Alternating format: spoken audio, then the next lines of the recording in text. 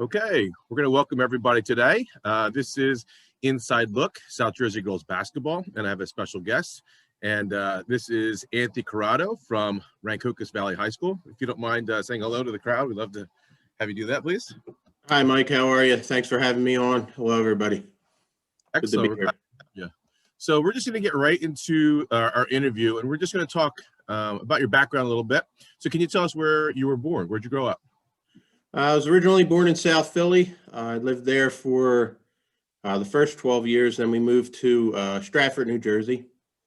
And that's where I spent, the majority of my, my middle school years in high school, up until the point where I got married. And then I moved to Marlton.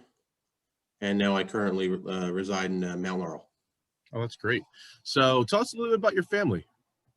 My wife and I, we've been married for 22 years. I have 2 children. I have a 17-year-old son named Anthony, and I have a 15-year-old daughter named Sophia. They're both attending Lenape this year.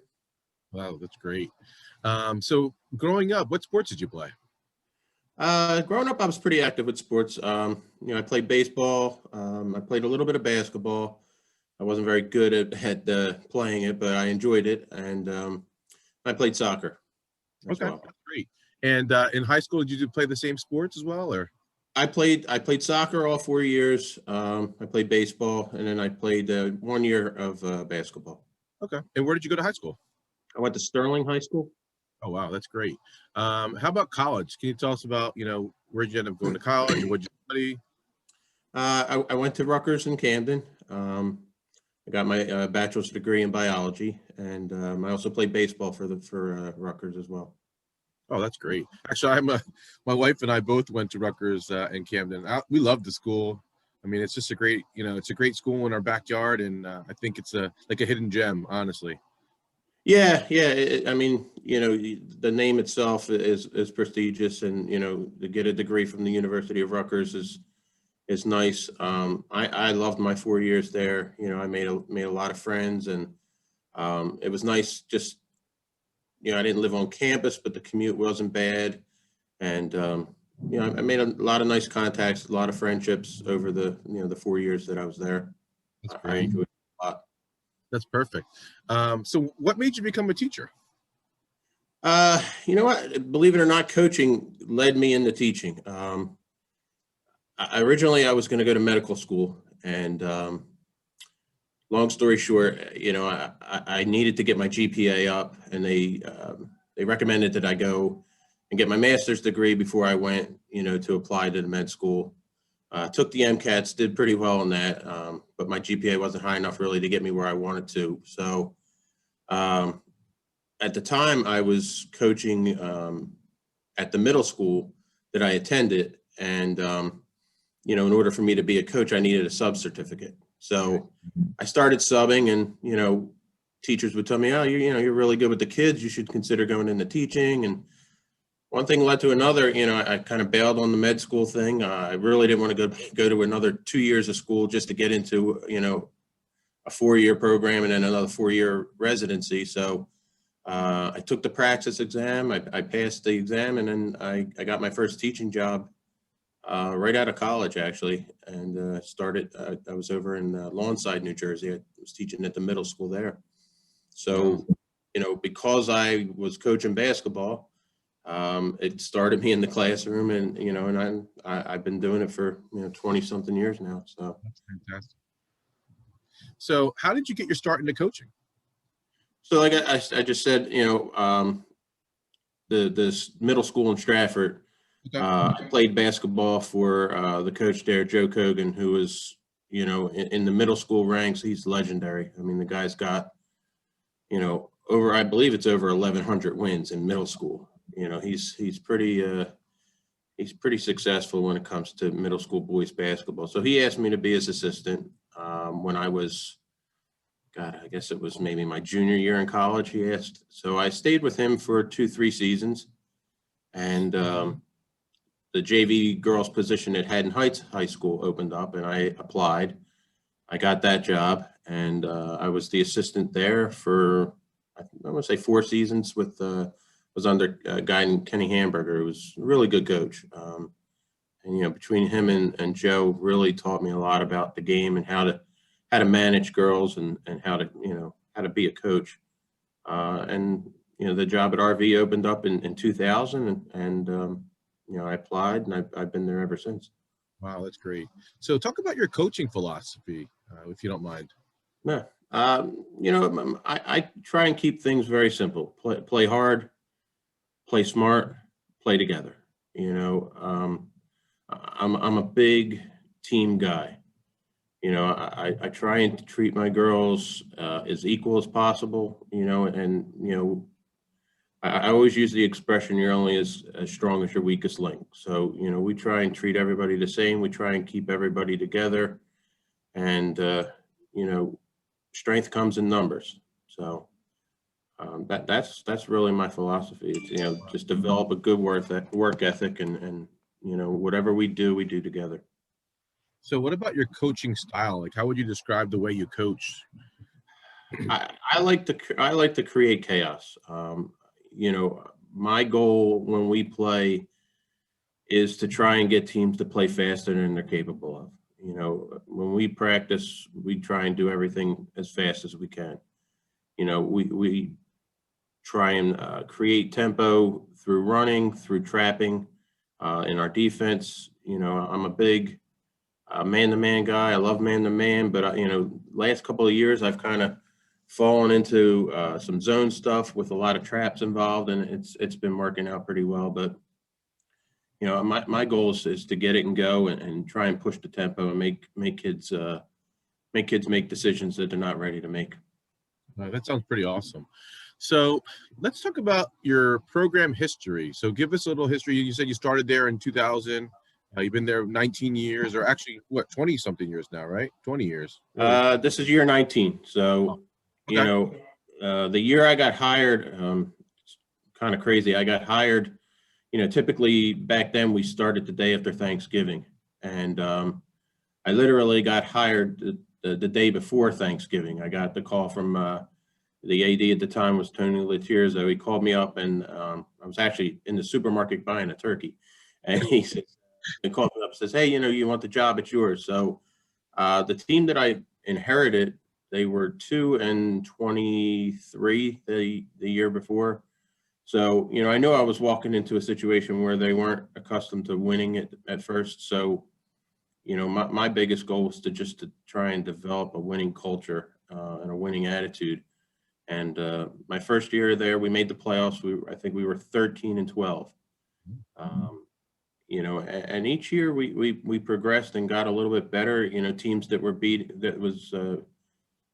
us in the beginning, we started to catch up to, and we started to start getting some really talented girls coming in, and the program took off. I mean, we had a real nice run from probably 2007 until most recently. I mean, we're still successful, but 2011 and 13, we made our run to the TSC. We won the state championship. Our 2013 team made it to the final of the TSC. And, there's not too many teams in South Jersey that have ever even played in that game. So that year was special. That was a fun year. And to present day, RV is still pretty respected, and at least in South Jersey for basketball. We won the SJBIT 3 times in a row. And, since that tournament has started, we've made it to at least the Elite 8 every year it's been, in existence. So, I like to think that we're pretty successful, and, we can hold our own with most teams. Yeah, it's kind of sad when you think about it. There's no SJBIT. I mean, that was one of the things when my kids were growing up, we'd go and watch the older teams play. And we'd watch, the 3-point shooting. We'd watch, the different games. It was just fun. I mean, you got the price of admission. You could sit there all day long and you would watch games, and it was fantastic.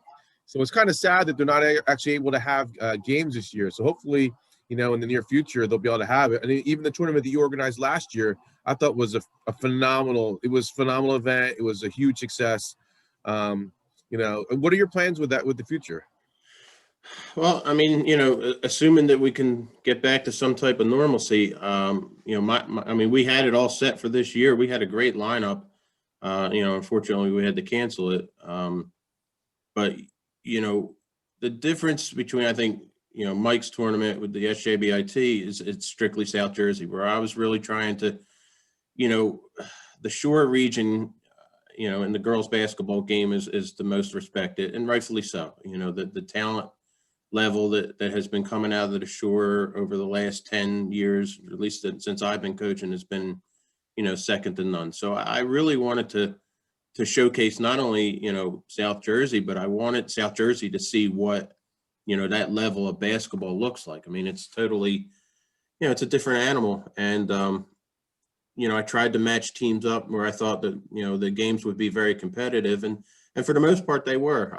The last game of that showcase, the Cherokee St. Rose game, was, that was a great game. I mean, and I think that win helped put South Jersey a little bit back on the map, so to speak. The SJBIT, I love that tournament. I mean, it's for everything. I mean, I'm there at the crack of dawn watching the first game, even though, I have no interest in either of the two teams. I just want to see good basketball and, be a part of it. And you get to talk to people. It's nice. It's a great atmosphere. And, Mike does a great job with it. I mean, I'm on that board with him for the selection, and, it's been great. So. Yeah, it's fun. I mean, I'll tell you, I mean, both events are great in my opinion. They really, have just some awesome games. I mean, the atmosphere is amazing. I mean, the gyms are packed. I mean, it's everything you look forward to, I think, as a player, is to play in a packed gym in front of your fans, people cheering, the energy in the crowd. And I'll tell you what, that for a first-year event last year, the event that you put together was really well run. I mean, timing-wise, it was perfect.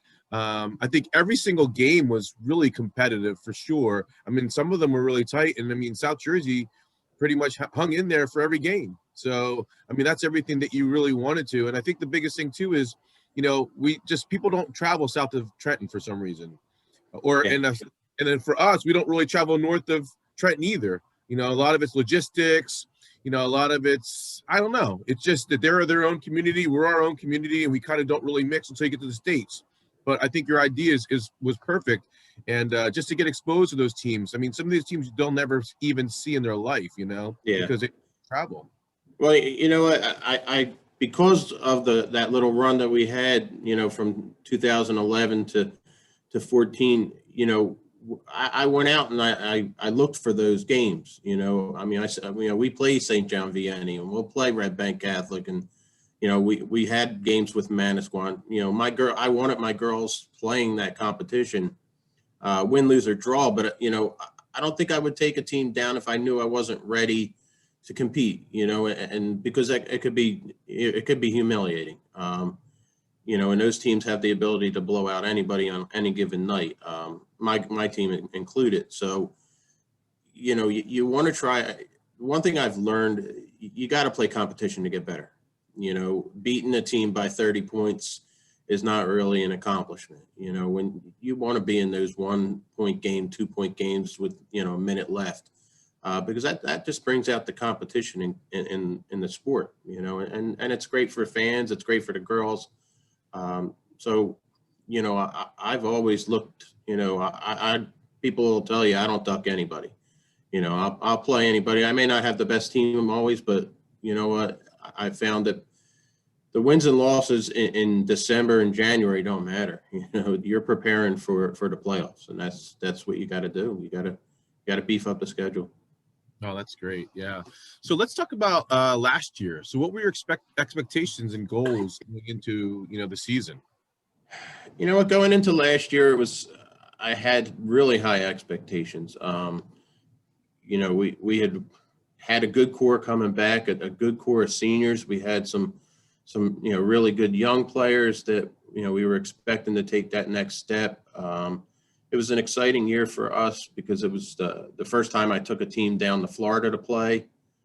And that was always something that I wanted to do. And I just, you know, you get caught up the planning that's involved and the money that's involved to go play, you know, in another state is really a lot. And, you know, I knew because I had that whole core coming back last year that would be a good year because we could spend the entire summer, you know, fundraising and preparing. And, you know, we accomplished that goal. But I think I learned more last season about the game and about the kind of coach that I need to be and about the kind of team that I want and what I don't want. You know, we had a talented team last year, but we had talented players last year. We did not have a talented team. We didn't have people that were willing to work with the core and stick to team ideals. You know, it was more individualized, for lack of a better word, uncoachable situations. And it destroyed the chemistry that I thought we were going to have. You know, it was a long year last year. I mean, we were in some really good games and, you know, we won some really good games, but the overall feeling last year wasn't what I expected to be. And on a personal note, I think I allowed myself to compromise some morals, thinking it was the better for the better of the team. But in hindsight, it was a mistake. There was things that I would have done differently. Maybe it would have changed some things, but you know, the one thing that I can take from last year is that I'll never make those mistakes again. And, you know, so far this year, you know, it's been a totally, it's been a total turnaround. There were some players last year that you know, I will truly miss that were just great. My seniors were great. I mean, one of the best senior groups that I had. And, you know, I'm a little sad for them because I feel like I may have let them down a little bit, you know, and, you know, this year's group as well. Well, I mean, you know, looking back, it's kind of hard to change things, but now it gives you something to kind of look forward to this year. Let's talk about, you know, the season. I know that, you know, COVID is really, you know, thrown a wrench through, you know, for the whole season, basically. And I remember, you know, I was corresponding back and forth. I mean, we were just, you know, trying to even decide if we were even going to have a season. I mean, it was a coin flip, basically, and waiting for practices to come and announcements to happen. I mean, even until now, like until Tuesday comes, like I'm not exactly sure that the season's going to happen in my mind, you know, like anything could happen. I don't want to be a pessimist, but, you know, like I just want to see the kids play. I want to see them get their exposure, their experience, their, you know, the last hurrah for these seniors. I just think the game itself, you know, brings out so much good in the kids. It gives them something to look forward to and aspire to work towards. I know in my own kids, it's like a carrot that I dangle in front of them because I tell them, you know, hey, if you don't have the grades, you're just not going to participate in any extracurricular activities. So they haven't let me down. So, I mean, to me, the sports, the activities, the camaraderie, it's important. 15 games. I mean, how are you making adjustments this year? You know what? A lot of the things you said, I shared the same thing. You know, I kept thinking, okay, if I'm just not going to think about it until it comes.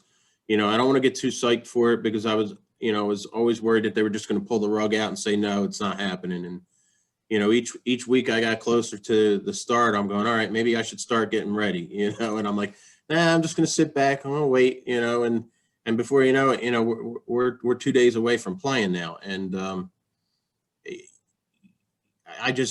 you don't feel prepared, you know. I mean, did we run enough? Did we know enough plays? Did we practice enough of a defense? I mean, there's just, you're throwing all these things into the mix. And then the whole time you're doing that, you're still going, God, I hope no one gets sick. God, I hope we don't play it. You know, the uncertainty is,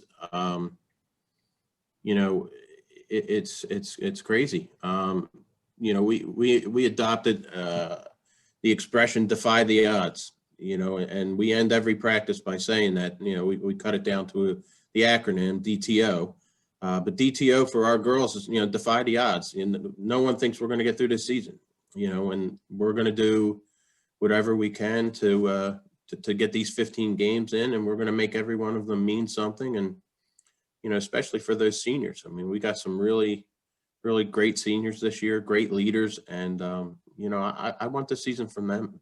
You know, pretty confident that I'll be back next year and we'll have a season. But for those kids, they're not coming back.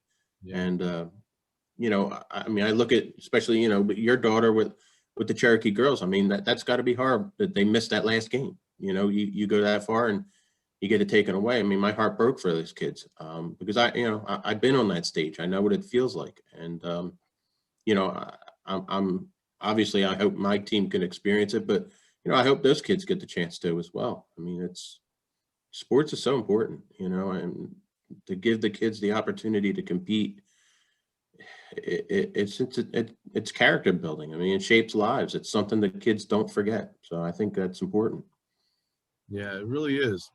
You know, I think about, you know, the seniors, and I think about how there's no fans allowed. And I mean, to me, I mean, you're a parent. All you want to do is see your kid do what they love, you know, playing their games, playing their instruments, whatever their activity is, you know. I mean, I can have a little bit of patience. My daughter's only a sophomore, but for the parents of the senior kids, I mean, they're not going to be able to have a chance to see their kid play one last game. I mean, to me, that's the sad part about it. You know, and then just the way that these kids look forward to that senior night, you know, where they earn their 4 years of playing on the team, getting recognized in front of their fans, in front of their family, in front of their parents. So I guess it's just going to take a lot of creativity, you know, from the booster clubs, the coaches, the schools, to find ways outside of, you know, the building, you know, maybe outside, but give them, you know, the recognition and give them that moment that they deserve. And, you know, not every kid's going to play basketball past college. I mean, past high school either. I mean, this might be their last run. So, I mean, what kind of memory is that? They had their parents couldn't watch them. So we got to figure something out. So how would you celebrate your seniors? Have you thought about that yet? Or are you still working on it? Well, we're still working on, I mean, you know, I know whatever we do, it's going to be earlier. You know, typically it's, I usually wait for, like, you know, the last week of the season. You know, I try and, you know, make sure it's a game that I know I'm going to get all my seniors in and get them plenty of playing time. You know, I've always had the tradition of starting, you know, the seniors get a chance to start and they get the first quarter, and then we go from there. But you know, this year, not having the parents, I mean, we're still going to have some kind of recognition, at least through the team. And, you know, I've been talking with my AD, and, you know, he's trying to work something out where we can get some kind of way to get the parents involved to see their kids play one last time. You know, this hits hard for me too. I mean, my son's a senior at Lenape, and he plays basketball. So, you know, I'm hoping that I get a chance to see him play live. But you know what, in all honesty, if me not being in the gym keeps him on the court some way, you know, so be it. I mean, you know, being a coach, I spent my entire life watching his games on film. Yeah. So, you know, I don't get a chance to see him play live a whole lot, other than in the summer. So, you know, that's part of the gig when you're a coach. I guess you miss out on some things, but you know, I'm thankful that we have live streaming, and at least I could see it at the same time it's happening with, you know, with my kids and, you know, the senior parents as well. Yeah, I mean, it just I guess we all have to just sacrifice at this point, to give the kids the opportunity. And now that the opportunity is coming, let's just, you know, take it I guess game by game. I mean, I know our kids, you know, we're limiting what they even do. I mean, Gabby's home now. She's doing all remote school. She's just going to school to train and coming home. I mean, she's basically, you know, I guess sacrificing the next, you know, however 6 weeks of her life, just to get 15 games. But those games are special to the kids, and she wants to be there and be a part of it. So, I mean, I think we should be happy with that at this point. And if we get fans, we get fans. I mean, I thought about maybe figuring ways to celebrate the kids and have, you know, parents line up outside or something like that when the game was over, like, you know, do a recognition then, or I don't know. I mean, you know, there's all kinds of ideas. Yeah, I mean, you know, that part's tough, you know, especially with the weather and stuff like that. But you know what? I mean, those are great ideas, and that's, you know, it's funny. Every time I talk to different coaches, what are you doing for senior? No one knows. You know, it's just an unknown. You know, and the thing with our girls that, you know, it's 53 days of your life. You know, we're asking. You know, we always ask. It's always a commitment to play any sport. It's a commitment, but like the commitments that we're asking them to do now are just even more, difficult, watch where you're going, stay away from this one, stay away from this area, constantly wash your hands, wear your mask. I mean, it's like you worry more about those things, even in the practices, like, okay, are they socially distanced? I'm like, and some of it you just look at it and go, well, what am I going to do? They're on the court, like, some things just don't make sense to me, so to speak, but, I'm following the rules just like everybody else. And, even with my own family, I mean, my kids have, a small circle of friends that I allow them to be around. And it's mainly because I know what those kids' parents do. And I know that they're being raised the right way, and I don't have to worry as much, but nothing's guaranteed. I mean, you go to a supermarket, you can get sick. Who knows? I'm just waking up every day and hoping I wake up healthy, and hoping I don't get a call from the trainer or the AD. You're shut down. Every day is a blessing. So yeah, I think that's the way everybody should really approach it if they're not. Let's get back to the team a little bit. Yeah. So can you tell us about your team this year? Like, what's the makeup of the team, about your captain, what your expectations are? This team's going to be very interesting. We have some experience at some spots, and then we get real young real fast.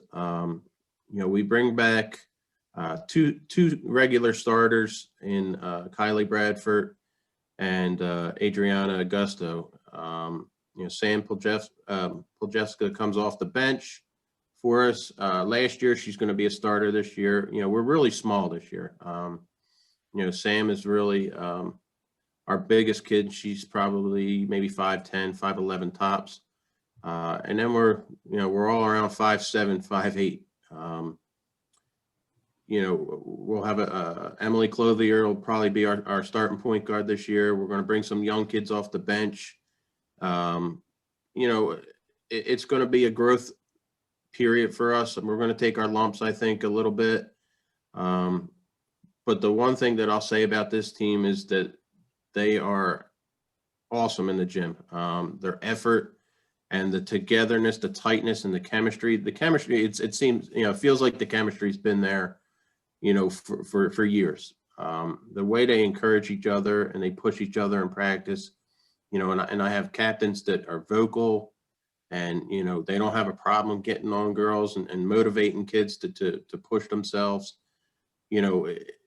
I was saying to the girls the other day, I'm like, it just doesn't even feel real right now. It's just a different environment. And, last year, I would find myself looking at the clock and I'd be like, wow, we still got, 45 minutes left. And, this run right now, I look at the clock, I'm like, oh my God, I got 10 minutes left. Where did it go? It's such a pleasure to coach this year's group. They are really, really a fun group to be around.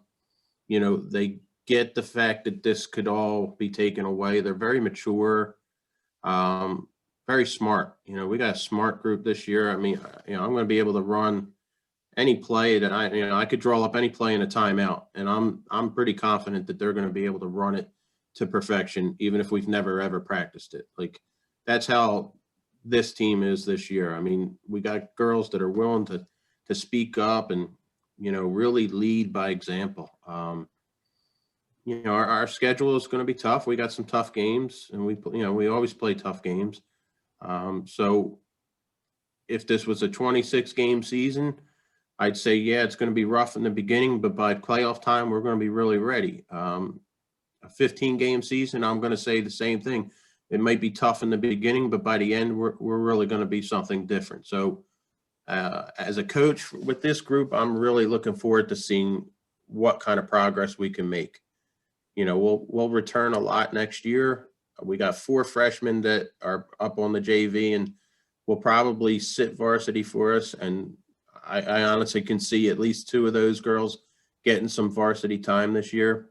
But we've got a nice core of freshmen, in 2 years, they're really going to be good. I think that'll be the group that's going to put us back on the map, so to speak, where we can go out and play the Viennies and the Red Bank Catholics. I think they're going to be that good.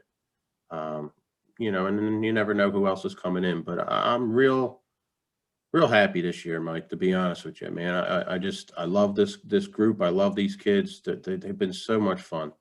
You know, and that's really the big thing with this whole pandemic is, you know, I don't want to see this year end. I don't even care about wins and losses. Just the fun that you have in the gym, the teaching that I'm getting the chance to do, and you know, you blow the whistle, everybody's eyes are on me, you know, and it's just the ultimate sign of respect when you can make eye contact with a, you know, you get that eye contact from kids. It means a lot, you know. You know, I'm excited. I can't wait for Tuesday to come. I mean, I want to get going. Well, who are you playing on Tuesday? We played Pennsauken. Okay. So, have you played Pennsauken in the past, or? They're in our conference, so we play them twice a year.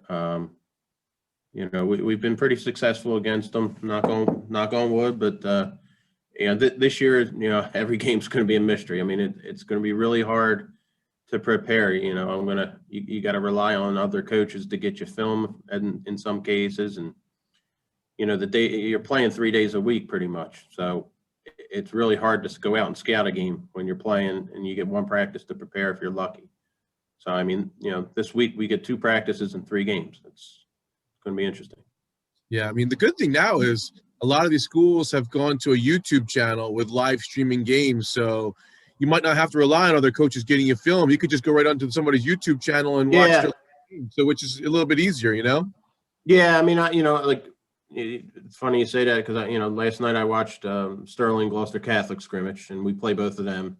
You know, Gloucester Catholic we play this week, so you know, that was nice to get a look at some teams. But you know, it's tough when you know, learn. You definitely get more out of watching it live than you do out of the film. But you know what? It's it's that kind of year. You know, that we'll find out. You know how well we can prepare, and you know, we're just going to go out and we're going to play. We're going to play as hard as we can, and you know, I have a good feeling we'll win more than we'll lose this year for sure, as I expect every year with you know, my program, and you know, I'm just looking forward to coaching those kids. I mean, it's just awesome. That's fantastic. So if you were to think about a couple of things that are the key to the success of your team this year, like what does your team have to do on the court in order to succeed every game, or even have a chance to be in every game? So what do you think? We're going to have to defend really well. You know, I don't see us scoring in the 60s or 70s this year too many times. You know, we're going to have to play in the 40s and 50s and keep teams there to, you know, to be successful. I mean, my goal as a coach is always to try and keep teams under 40. You know, if we can give up less than 10 points a quarter, we're gonna win more than we're gonna lose. You know, I'll steal a Hallahan saying, you know, first to 50 always wins, and it's funny, that stat is almost like 95% accurate. I can't, in my career, I can only remember maybe 2 games where I got to 50 first and lost. So you know what, that's our goal. First, you know, be the first to 50 and keep them under 40. So. I think we're going to be a real good defensive team. I think our offense will struggle early until we figure out, you know, how each other is going to play together. And, you know, honestly, we just, you know, the reps aren't there yet. You know, we haven't, there's only so much you could do in a practice because, you know, we're already 3 weeks behind basically. So, I mean, you know, we're teaching every day. It's putting in something new, and, you know, we're going to keep it simple on the offensive end. We're going to be, you know, we're going to run fewer sets, but we're going to be good at those sets until, you know, we're ready to move on. But, you know, the one thing about defense is, you know, you can control that. You know, how hard you play defense, how well you communicate. Those are things that we can control. You know, we don't have much size, but we're going to be able to trap this year, and, you know, we're going to make teams play fast, and, you know, hopefully we can take advantage of that. Yeah, that's great. So we're getting ready to wrap things up. So I talked about this yesterday with Coach Handy from Winslow. You know, one of the things I want to see, that's the reason why I'm doing the podcast, is I want to see girls basketball, you know, grow, meaning the coverage, you know, the exposure, even just the fans. The sport itself, what can we do as parents, as coaches, as players, what can we do to, grow, basketball, South Jersey girls basketball, the name, the exposure? What do you think we can do? I mean, I think what you're doing, first off, is fantastic, and I'm really appreciative that you even included me in it. What Mike Hallahan is doing with the tournament, the newspaper coverage, it's taken a hit in the last, 5, 8 years. It's really taken a hit. I mean, I can remember my younger years.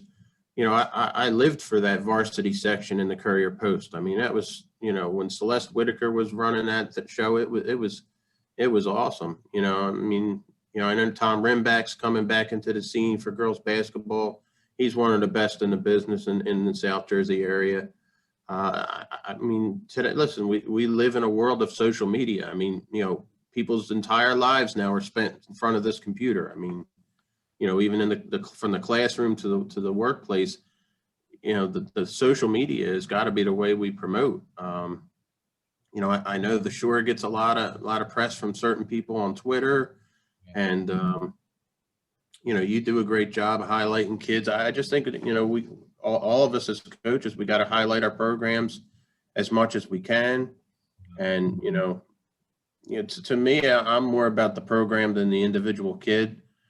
Of course, you want to highlight your stars, and, you want to get them that recognition. But, when you look at the great teams, you hear the name of the team. You don't always think about the players. Like, St. John Vianney, Red Bank Catholic, Manasquan. There's so many individuals on those teams, but you just hear the name of the program and it's known. People know exactly who they are. We got to do a better job of just highlighting our programs. And South Jersey, I guess it's a secret. We got some great programs over the years. I mean, the Cherokees, the RVs, Paul Six. I mean, we got, Camden Catholic, legendary programs that have been around. Wildwood Catholic. We got a lot of good teams in our area that have just, have been dominant. Bishop Eustace. I mean, I can go on and on about the great teams that we've had.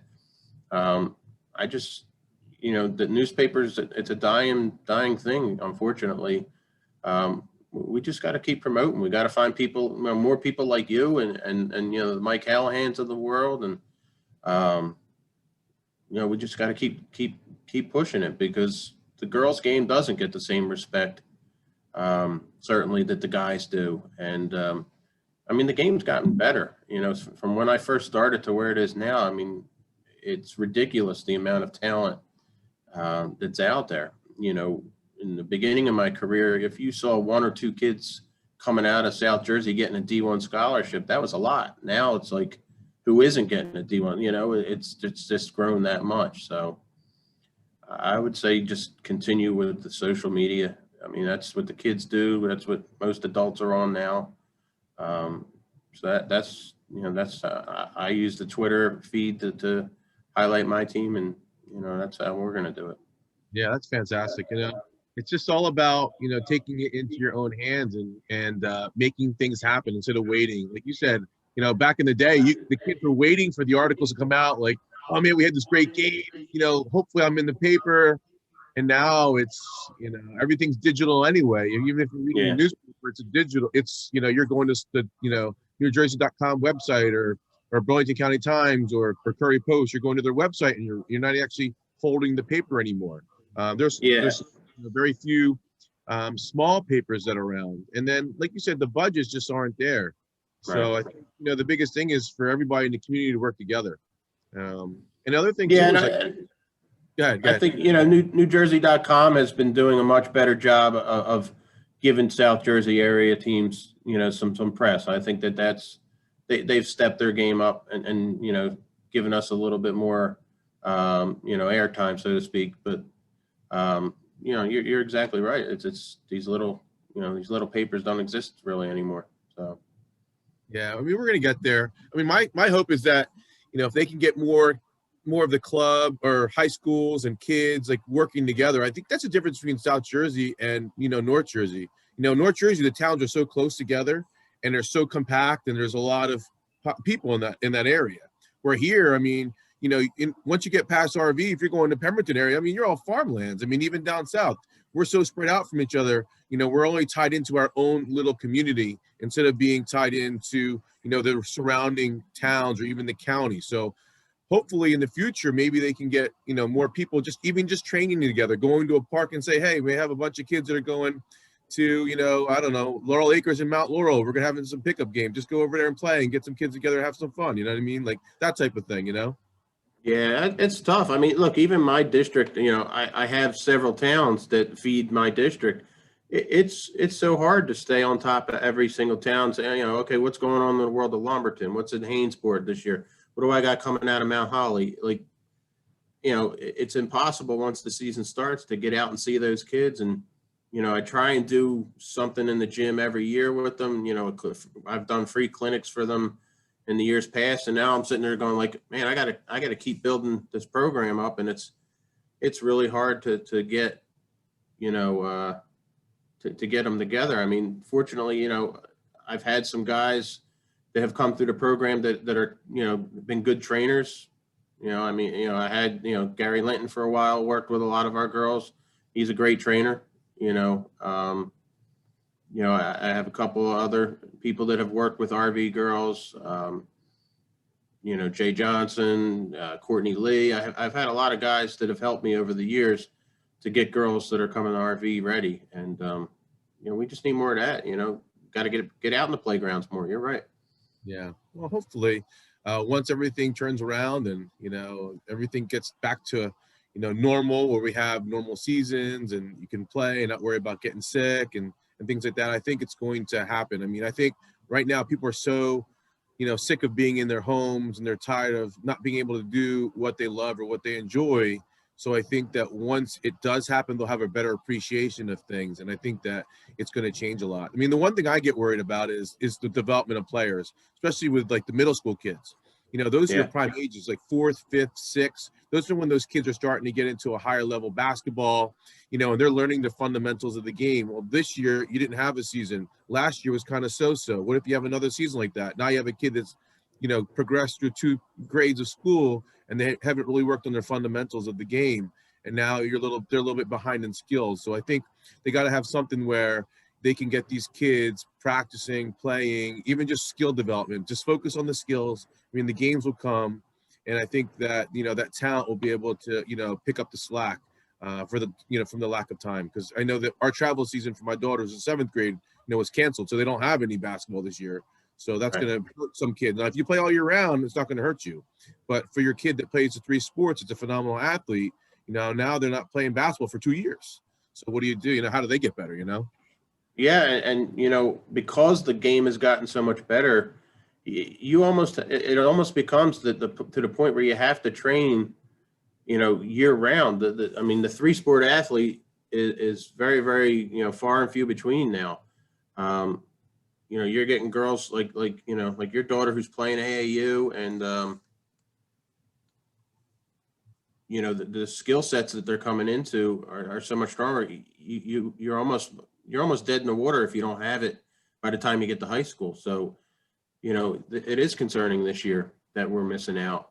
And these kids are missing out, and I can't even have them in my gym. I'd love to, I would love to host a Sunday workout every weekend for them for nothing, but we're just not allowed to do it. And, it's too cold to be out on the blacktop. So, you got to work on your own. You got to hope that they, the good thing is things like YouTube, and, there's a lot of trainers that are doing these virtual workouts, at least for ball handling, you got to get creative in this kind of condition. I just want it to end because I feel like I don't want this to become the normal, and kids are starting to act like this is the normal, and I'm just waiting for it to stop and go back to what it was. But, we got to adjust. Yeah, sounds good. So when we get ready to wrap things up, I just want to say, thanks for joining me. I really enjoyed, talking to you. I mean, I've talked to you in the past, And I just can't wait to get that tournament going again against the Shore, and get back to the full gyms and eat. Actually, your snack stand, the food with your snack stand was like the best. I was just eating it all day long, chatting with people. It was fun, man. It was a great time. Oh yeah. Well, hey, look, you just look at me, I like to, I like food. I like to eat. So, we got to take care of people. But I mean, our boys coach runs the Cooney Classic, which, we played Cherokee in last year. I mean, that's the model that I tried to do. I mean, it wasn't anything special. I just did what Jay does and, followed his lead. My goal is to be able to get it so that we're playing in both gyms. And even if we, start, even if it's every year, every other year, we bring a different county in or a different section, it doesn't always have to be the Shore, but if you want something to be respected, you got to start at the top. So, thankfully I've made some nice connections with those coaches and, I know I could pick up the phone and call Joe Montana over at RBC and say, hey, Joe, let's get something going. And he's ready, I mean, we were supposed to play at his place for Christmas this year. So yeah, I mean, my intention fully is to be able to bring it back. I just gotta be allowed to. And certainly Cherokee and, Cherokee will certainly have a spot in that showcase. So we get to see Gabby play and, we play you guys this year. So that should be, I'm looking forward to that game. We actually, I thought, played you pretty tough last year. So I'm hoping we could repeat that. Yeah, we talked about this before we got on the interview. I mean, that was the game. I think Cherokee didn't win the game until the last 30 seconds. I mean, you had them on the ropes, and it was just one of those things where 30 seconds, they weren't able to close it out. But I mean, I thought you did a masterful job coaching. The game was competitive the whole time. It was really fun to watch. I mean, to me, we love winning. Obviously, it makes you feel good, but I just want to see my own daughter in these tough games. I think it prepares them for later. Whether they win, lose, or whatever, it's that competition, like you said. That's the only way they're getting better. If they're not playing good teams, or not playing competitive teams, then I think they're not as sharp, and I think they don't get that edge. And I think you need that edge by the time you get to the playoffs in order to really, to go far.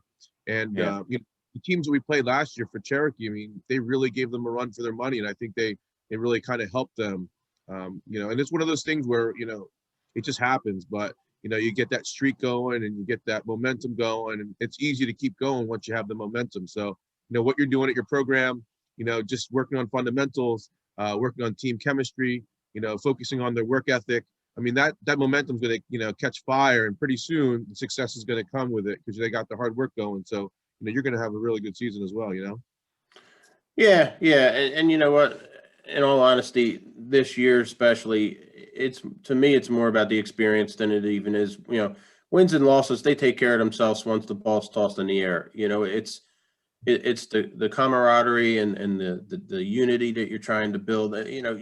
My goal is to make an impact on a kid. I'm hoping that girls that play for me, when they leave, 4 years later, they go, man, I had a great time. I really enjoyed my high school experience. And then, look, that doesn't happen for every kid, and I see that just with my own kids and their the way sports has impacted them, in the positive and the negative. So, as a coach, it's not just X's and O's. I want these kids to look at me as a role model, as a leader, as somebody that, had some kind of impact on their life. And I've had some really, really good players who went on to much bigger things than RV basketball, and I still keep in touch with them. So, I mean, that's really what you do this for. I mean, it's certainly not the money, although that's nice to get paid, but, you do it for that competition, just getting out there and trying to get a team to play together the right way and see the positive results. And hopefully from that, kids understand that, if I work hard and, I follow rules, and if I allow myself to be criticized and coached, and that in the long run, you're going to end up in the right spot, and that's really what sports is about. It's creating the kind of person that you're going to be as an adult. We're trying to, at least at RV, I want my kids to walk out of the program, confident and with a work ethic that's going to be second to none. And you know what, if they do that, they're going to, they're going to have a successful life. So that's the most important thing, honestly.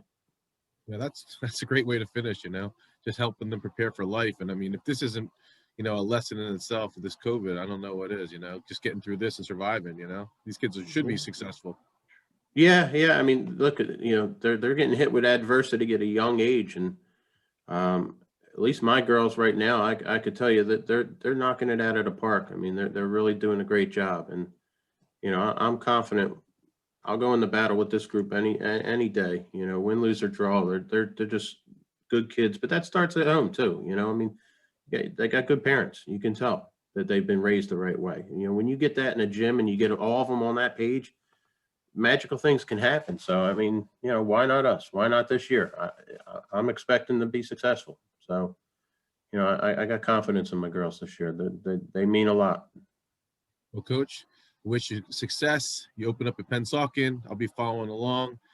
We play you guys, Cherokee versus RV. Obviously, I'll be cheering for Cherokee, but with all due respect, I do wish you the best of luck and a good season. Thanks, Mike. I appreciate it. And, I'll be following Cherokee as well. And, wish her the best, your daughter the best, and all the girls throughout South Jersey. But thanks again. I really appreciate you having me. You're welcome. Take care. Bye-bye. Correct.